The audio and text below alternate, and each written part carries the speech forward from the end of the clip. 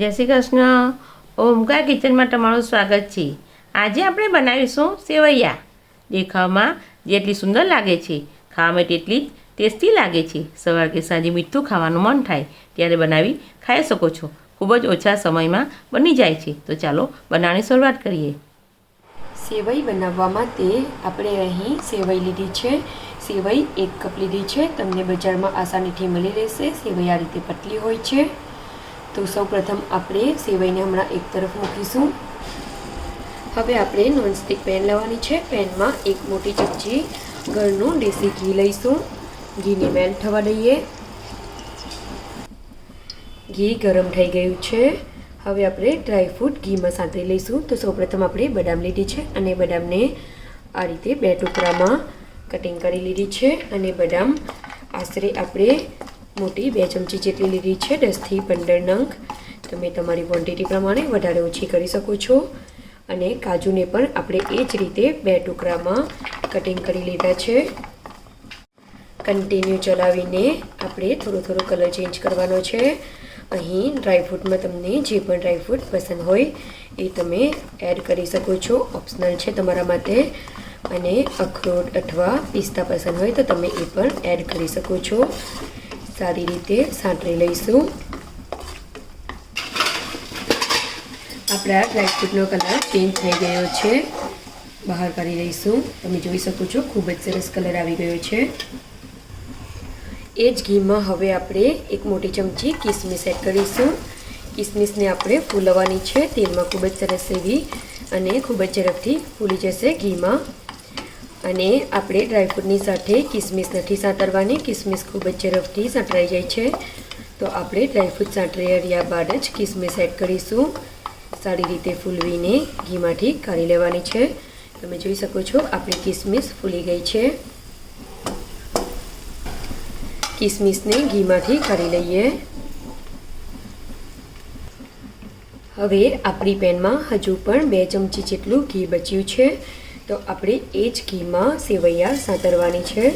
જો તમારી પેનમાં ઘી ન હોય તો તમે ઉપરથી ઘી એડ કરી શકો છો. સેવૈયાને કન્ટિન્યુ ચલાવી લઈશું. સેવૈયાની મહેક આવે ત્યાં સુધી આપણે કન્ટિન્યુ ચલાવીને સાંતળવાનું છે. ઘીમાં સાંતળવાથી સેવૈયાનો ટેસ્ટ ખૂબ જ સરસ આવે છે.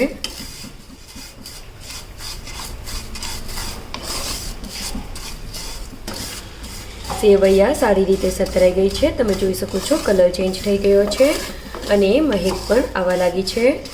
સેવૈયાને આપણે પ્લેટમાં કાઢી લઈશું. હવે આપણે એ જ પેનમાં 1 કપ દૂધ લઈશું. સારી રીતે ચલાવી લઈએ. દૂધને થોડું નોર્મલ ગરમ થવા દેવાનું છે.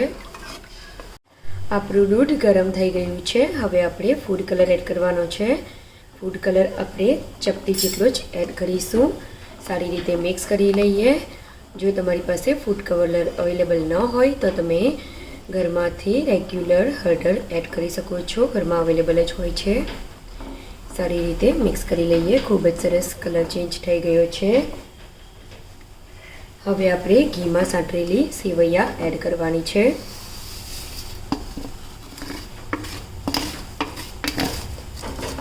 સારી રીતે મિક્સ કરી લઈશું.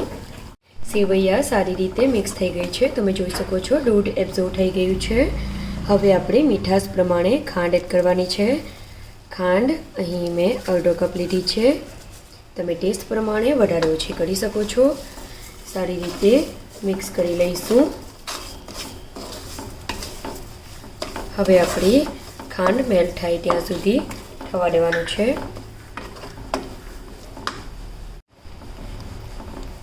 હવે આપણે ડ્રાયફ્રૂટ એડ કરીશું.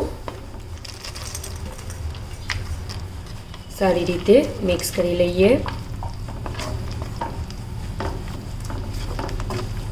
1 થી 2 મિનિટ સુધી કૂક થવા દઈશું. ખાંડનું પાણી એબ્ઝોર્બ થઈ ગયું છે. આપણી સેવૈયા બનીને રેડી થઈ ગઈ છે. ગરમા ગરમ સર્વ કરી લઈએ.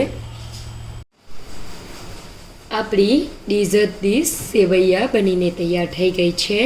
તમે સેવૈયાને ઠંડી કરીને પણ ખાઈ શકો છો, પણ ગરમ હશે, ગરમ ખાશો તો ખૂબ જ સરસ લાગશે. અમારી આ રેસીપી જોઈને તમે પણ ડિઝર્ટ બનાવી શકો છો. અમારી આ રેસીપી તમને પસંદ આવે તો રેસીપીને લાઈક અને શેર કરો.